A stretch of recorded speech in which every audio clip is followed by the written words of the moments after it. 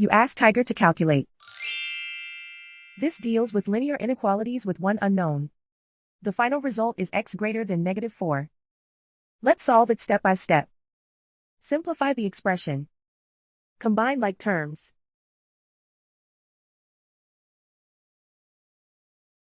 Simplify the arithmetic.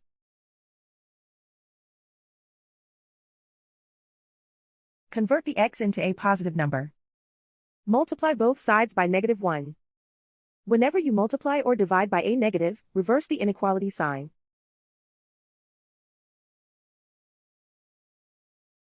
Remove the ones.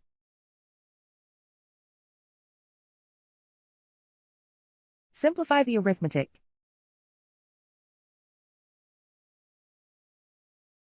Plot the solution on a coordinate grid. And so the final result is x greater than -4.